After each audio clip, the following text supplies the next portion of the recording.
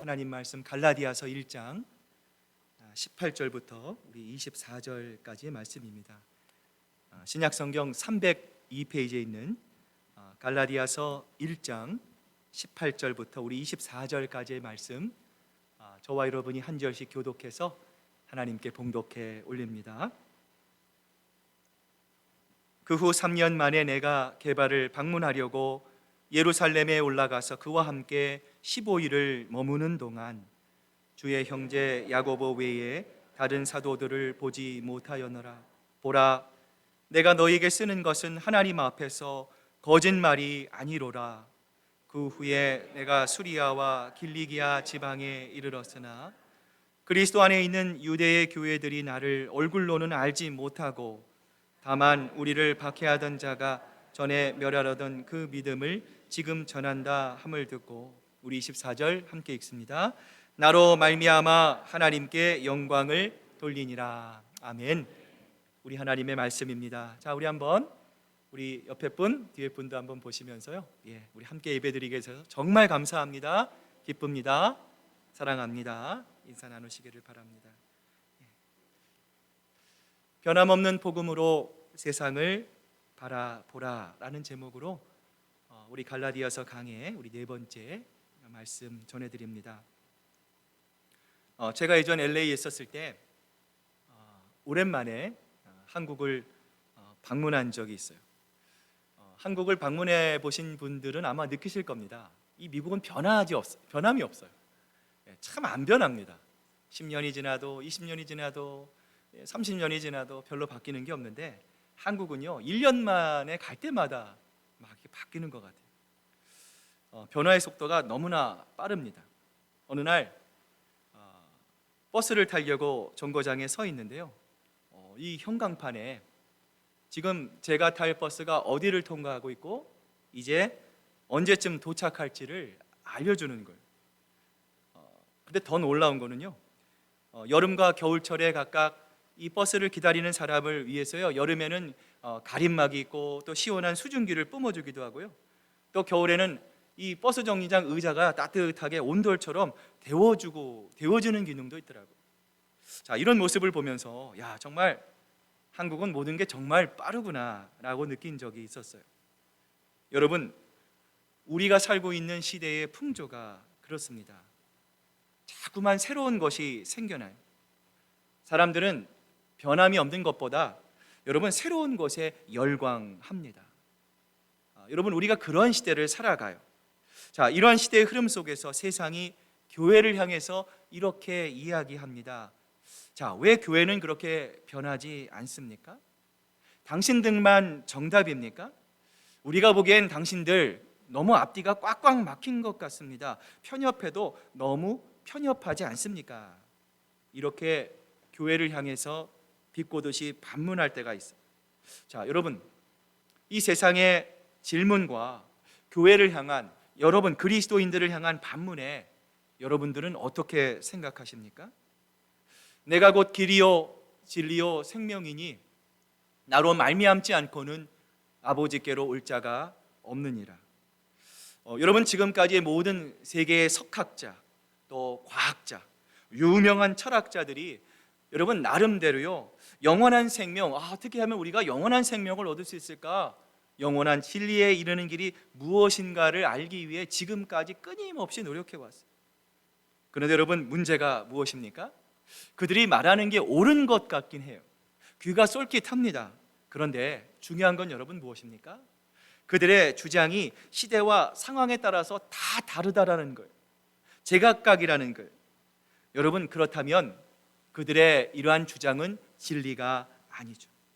여러분, 진리는 어때야 합니까? 진리는 변함이 없어야 합니다.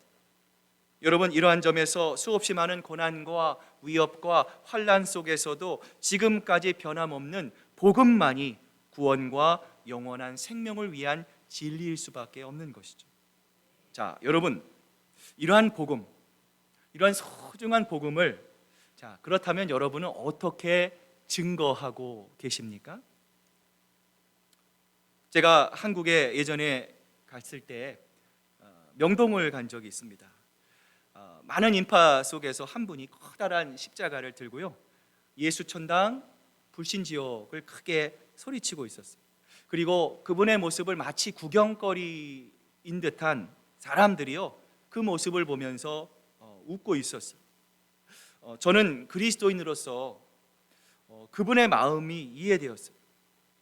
얼마나 사람을 향한, 얼마나 영혼에 대한 열망과 열정이 있었으면 주위 사람들의 시선에도 아랑곳하지 않고 위축되지 않고 담대히 복음을 선포할 수 있었을까? 그 모습을 보면서요, 오히려 사람을 의식하는 저의 모습, 또 우리 그리스도인들의 모습이 부끄럽기도 했고요, 좋은 영적인 도전을 받았어요. 자, 그런데 한편으로는 이런 생각도 들었습니다. 자, 저분이 저렇게 목소리를 높이고 선포하는, 저분이 열망하는 저분의 그 복음의 내용을 정작 복음을 모르는 사람들은, 예수님이 누군지 알지 못하는 사람들은 저것을 과연 어떻게 받아들일까? 물론 한 사람이라도 듣고 돌이킬 수 있다면 너무나 감사한 일일 것입니다. 너무나 복된 일일 거예요. 여러분, 수많은 영혼을 인도하기 위한 전도의 방법으로는 복음을 여러분 전혀 알지 못하는 사람들에게 조금은 불편하고 부담스럽게 느껴지지 않았을까? 이런 생각을 가졌습니다. 자, 제가 이렇게 말씀을 드리면 어떤 분들은 이렇게 말씀하실 수도 있을 것 같아요. 아니, 목사님, 정말 예수 안 믿고 이 세상에 죄인으로 살아가는 사람 치고 어떻게 복음에 귀를 기울이는 사람이 세상에 어디 있단 말입니까? 그러므로 우리는 고래고래 소리라도 질러야 합니다. 선포해야 합니다. 예, 맞습니다. 여러분, 우리가 필요할 때는요, 우리의 목소리를 높여야 합니다. 소리 높여 기도해야 합니다. 적극적인 선교를 해야 합니다. 여러분, 그러나 바울도 성경을 보면 그가 아테네에 가서 복음을 전할 때에, 자, 그곳 현지인에게 맞게끔 복음의 방식을 전해서 복음을 전했어요. 온갖 철학이 난무하는 그곳에서 바울은 유대인이었습니다. 그러나 마치 율법을 전혀 모르는 이방인을 만나 복음을 전할 때는요, 바울 스스로가 율법을 모르는 이방인처럼 그 복음을 바꾸지 않고요, 그 방식을 바꾸어서 복음을 증거했어요. 이런 점에서 저는 복음이 전달하는 방식에 따라, 사람에 따라 얼마든지 효과적인 방법으로 전달될 수 있다라고 저는 생각을 해요. 당시 이 명동에서 전도하는 이 분을 향해 어떤 분이 이렇게 얘기하는 것이 지금도 기억이 납니다. 저런 사람들이 하는 소리는 말이야, 안 들어도 뻔해. 여러분, 우리 교회가, 그리고 우리가 알고 있는 소중한 복음이 여러분 이러한 취급을 받아서는 안 되지 않겠습니까? 여러분, 복음은 뻔한 것이 아닙니다. 여러분, 복음의 내용은요, 익숙한 낡아 빠진 것이 아닙니다. 아니, 복음은 낡아질 수가 없는 것이죠. 복음은 세월이 바뀌고 사람이 바뀌고 환경이 바뀌고 나라가 바뀌고 정권이 바뀌고 이데올로기가 바뀐다고 해도 여러분, 복음은요 변하지가 않습니다. 복음은 지금까지도 변함없는 영원한 진리로 우리와 함께 하시는 것이죠. 이러한 점에서 사도 바울은 로마서 1장 16절에서 이렇게 고백하지 않습니까? 내가 복음을 부끄러워하지 아니하노니. 이 복음은 모든 믿는 자에게 구원을 주시는 하나님의 능력이 됨이라. 먼저는 유대인에게요, 그리고 헬라인에게로다. 여러분, 재빨리 바뀌고 또 세상의 사조와 같이 스쳐 지나가고 변화하는 그러한 세상의 시각으로 복음을 바라보아서는 안 되는 거죠. 변하지 않는 복음, 언제 어디서나 영원토록 변하지 않는 생명의 말씀, 그 진리의 말씀인 복음의 능력을 가지고 세상을 바라보는, 세상 가운데 승리하는 우리 주님의 이름을 높이는 저와 여러분 되시기를 주님의 이름으로 축복합니다. 자, 여러분, 우리가 이러한 삶을 갖기를 소망합니다. 자, 이러한 신앙의 삶의 모습을 갖추기 위해, 자, 여러분 한번 본문을 보세요. 자, 바울은요, 오늘 본문 18절부터 19절에서 이렇게 말합니다. 같이 한번 읽어봅니다. 시작. 그 후 3년 만에 내가 게바를 방문하려고 예루살렘에 올라가서 그와 함께 15일을 머무는 동안 주의 형제 야고보 외에 다른 사도들을 만나지 못하였느라. 여러분, 게바는 누구를 말하는 겁니까? 누구죠? 베드로의 아람식 이름이죠. 자, 바울이 다메섹 동상에서 예수님을 만난 후에 3년이 지났어요.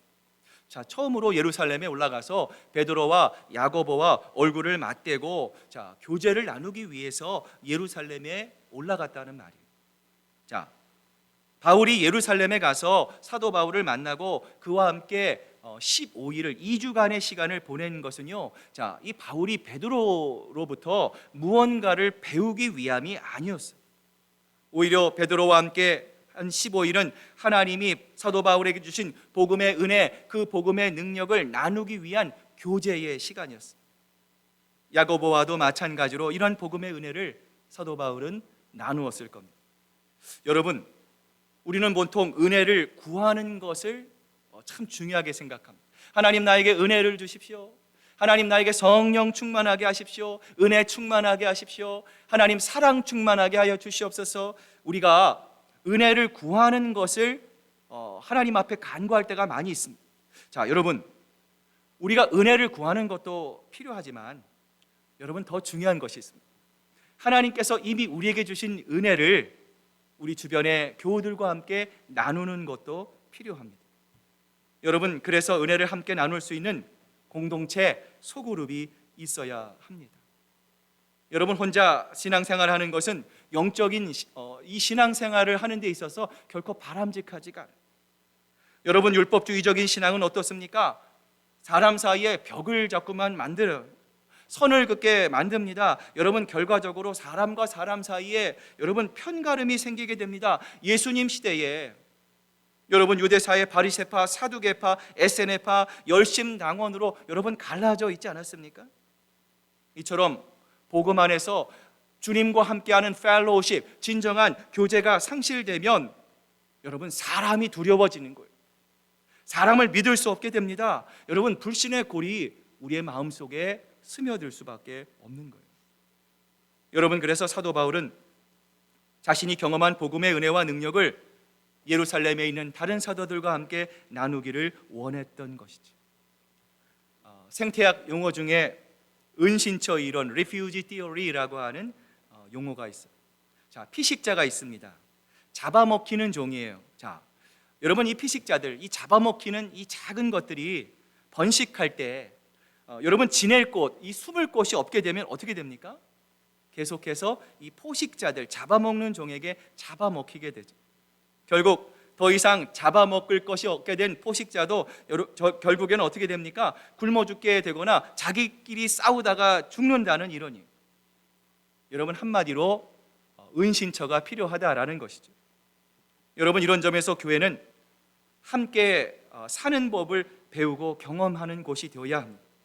진정한 교제가 무엇인지를 확인할 수 있어야 되는 것이죠.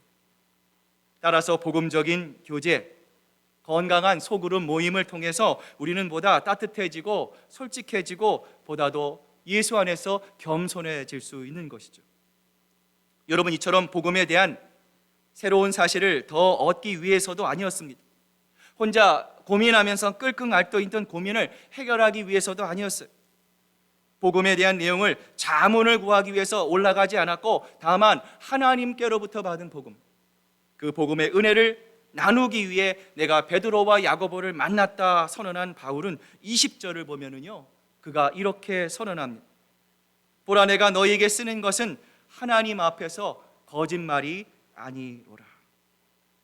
그는 다메섹 도상에서 하나님을 만났어요. 복음을 받았습니다. 하나님께서 바울의 마음속에 하나님의 아들 예수 그리스도를 나타내시기를 기뻐하셨습니다. 그래서 하나님은 그가 객관적인 경험뿐만 아니라 주관적인 경험으로 예수 그리스도가 누군가를 확연하게 알 수 있도록 하셨습니다. 비로소 하나님의 나라에 대한 눈이 뜨이고 귀가 열린 거죠. 그리고 그 이후로 3년의 시간이 흘렀습니다. 자, 바울이 강조하고 싶은 것이 바로 이것입니다. 여러분들, 내가 처음 복음의 계시를 받고 우리 지난주에 말씀드렸던 하나님의 그 계시의 말씀을 받고 이제 3년이라고 하는 시간이 지났습니다. 내가 처음 받았던 복음의 내용과 3년 뒤에 베드로를 만났을 때 내가 가지고 있었던 그 복음의 내용은 다르지 않습니다. 정확하게 동일합니다. 처음 받았던 복음에 조금 더 보탤 것도 조금 더 뺄 것도 수정할 필요도 없고 보완할 필요가 없는 완전한 복음입니다. 여러분은 완전한 복음을 들었고 완전한 복음을 받았고 믿고 따르는 중에 있습니다. 그러므로 갈라디아 교회 여러분, 제발 거짓 교사들의 이야기에 귀를 기울이지 마시기를 바랍니다. 지금 바울은 무슨 말을 하고 있습니까? 세월이 지나고 사람이 변하고 환경이 변하고 이데올로기가 변하고 정권이 변해도 세상의 모든 것이 다 변해도 내가 처음 받았던 그 복음의 내용을 바꿀 필요가 전혀 없다라는 거예요. 여러분, 왜 그렇습니까? 이유는 단 한 가지예요. 복음의 내용의 처음과 끝이 동일하기 때문에 그래요. 여러분, 그러면서 바울은 자신이 수리아와 고향인 길리기아 지방을 다니면서 복음을 전했던 이야기를 오늘 본문 21절에서 24절에서 이야기하고 있는데요. 자, 우리 한번 앞을 보시면서 같이 한번 읽어봅니다. 시작.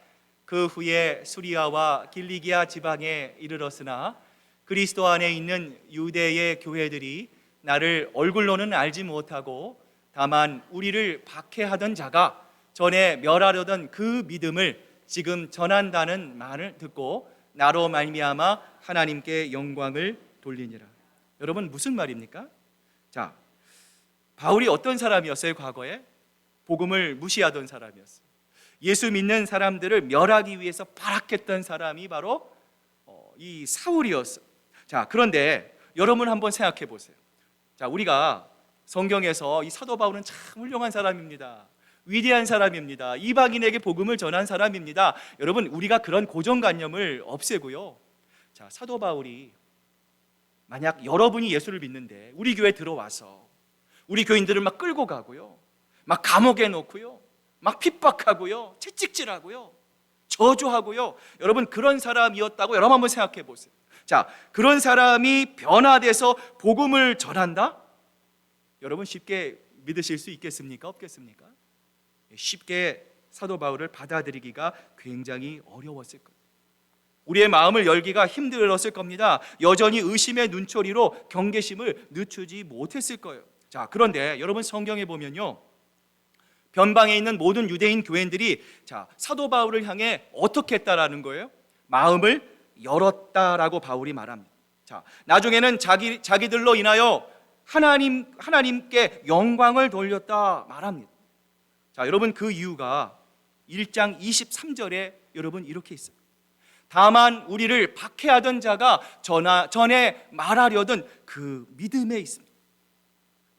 여러분, 변방에 있는 유대인들은 사도 바울이 전에 자신을 박해하고 자신을 저주하고 여러분 예수 믿는 자들을 색출하기 위해 발악했다라는 사실을, 잘하는 사실을 다 알고 있어요. 그러니 교회들이 문을 잠글 수밖에 없습니다. 사람들이 끊임없이 사도 바울을 의심합니다. 저 사람이 살짝 저렇게 제스처를 보였다가 한꺼번에 예수 믿는 사람들을 모아다가 잡아가려는 건 아닐까? 무슨 쇼를 하는 것은 아닐까? 아니, 우리가 어떻게 저 사람을 믿을 수가 있겠어? 여러분, 이처럼 수많은 의심의 눈초리가 있었어요. 그러나 여러분, 이런 사람들과 교회들이 여러분 언제 바울에 대해서 그들의 굳어있는 마음이 녹아 없어질 수 있었습니까? 바로 오늘 본문 23절과 24절이 박해하던 자가 전에 멸하려던 그 믿음을 지금 전한다 함을 듣고 나로 말미암아 하나님께 영광을 돌리니라. 여러분, 사람들의 마음 문이 활짝 열리고 녹아버리게 된 계기는 언제입니까? 바울이 전했던 복음의 내용이 자기들이 믿고 자기들이 받고 자기들이 듣고 지금 따르고 있는 그 복음과 정확하게 1.1에게 오차도 없는 완전한 하나님의 복음과 동일하다는 것을 그들이 알았기 때문이에요. 여러분, 이렇게 조금도 다르지 않는 똑같은 믿음을 사도 바울이 전하고 있다는 사실을 안 다음에 그들이 함께 하나님을 향해 영광을 돌렸다라는 것이죠. 사랑하는 여러분, 지금도 하나님을 믿는 사람들, 주님의 사랑하는 자녀들을 싫어하는 우리의 원수 마귀 사탄은 여러분 어떤 일을 전하고 있어요? 복음에다가 다른 것을 넣으려고 시도합니다. 여러분 속지 마십시오. 우리가 알만한 유명한 사람, 우리가 굴복할 수밖에 없는, 우리가 인정할 수밖에 없는 막대한 영향력을 총동원해서 여러분 기존 복음에는 없는 기발한 복음, 그들이 말하는 참신한 복음, 새로운 복음이 있다라고 자꾸만 우리를 현혹시키려고 합니다. 그러나 여러분, 우리가 처음 받았던 복음, 지금도 믿고 따르는 이 복음은 처음부터 완전한 복음입니다. 거기에 더 보탤 것도 뺄 것도 없는 완전한 복음입니다. 그러므로 어느 유명한 목사님, 어느 저명한 신학자, 어느 기독교의 스타가 무슨 말을 했느냐라는 것이 여러분 중요한 것이 아니죠. 여러분 중요한 것은 무엇입니까? 복음 자체가 무엇을 말하느냐, 우리가 믿고 따르는 성경 자체가 무엇을 말하느냐가 여러분 중요해야 할 줄로 믿습니다. 시간은 흐르고 사람들은 변합니다. 모든 것이 눈 깜짝할 사이에 바뀌는 세상 사이에 살아갑니다. 여러분, 우리도 마음을 놓치면 얼마든지 복음보다 사람과 세상에 훨씬 더 영향력을 받을 수 있는 여러분 그러한 세상 속에 우리가 살아갑니다.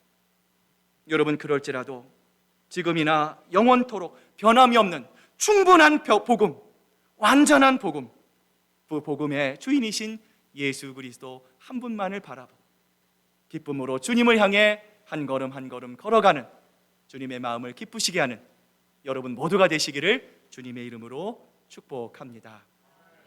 오늘 시간 주신 말씀을 위해서 우리 함께 기도할 때 우리 찬양팀 앞으로 나와서 준비해 주시고요, 우리 함께 하나님 앞에 통성으로 함께 기도하겠습니다. 아버지 하나님, 감사합니다. 은혜 가운데 하나님 함께하여 주시고 주여 믿음으로 하나님 주신 말씀 가운데 온전하신 하나님의 은혜를 발견하시게 하신 아버지 하나님 감사합니다.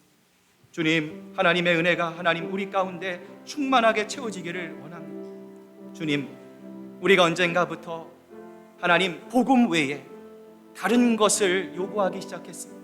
복음만으로 만족하지 못하고 하나님 세상에서 유행하는, 세상에서 하나님 인기 있는 것들, 하나님 그런 것들을 자꾸만 복음 가운데 하나님 놓으려고 합니다. 주님, 그러나 오늘 사도 바울은 분명히 말합니다. 복음에 그 어떤 것도 들어갈 필요가 없습니다. 복음이면 완전합니다. 복음 하나이면 충분합니다. 고백합니다. 아버지 하나님, 오늘 이 사도 바울의 외침이 우리 마음에 울림이 되게 하시고 하나님, 우리도 이 세상을 살아갈 때 하나님 복음이면 충분합니다. 나를 위해 십자가를 지신 예수 그리스도, 그 주님 한 분이면 만족합니다. 아버지 하나님, 주님을 향한 완전한 고백, 믿음의 고백, 흔들림이 없는 온전한 믿음의 아버지 하나님 고백을 가지고 늘 주님을 향해 걸어가는, 주님께 우리의 마음을 드리는 아버지 하나님 저희들 모두가 될 수 있도록 아버지 하나님 역사하여 주시옵소서. 우리의 마음을 주장하시고 또 온전케 하시고 함께 하시는 하나님 안에서 견고하며 흔들리지 않는 아버지 하나님 저희들 모두가 될 수 있도록 아버지 하나님 역사하여 주시옵소서. 주님만을 사랑함, 믿음만을 사랑함, 소망 가운데 승리하기를 원함. 아버지 하나님 함께하여 주시옵소서. 주님 붙잡아 주시옵소서. 주님 역사하여 주시옵소서.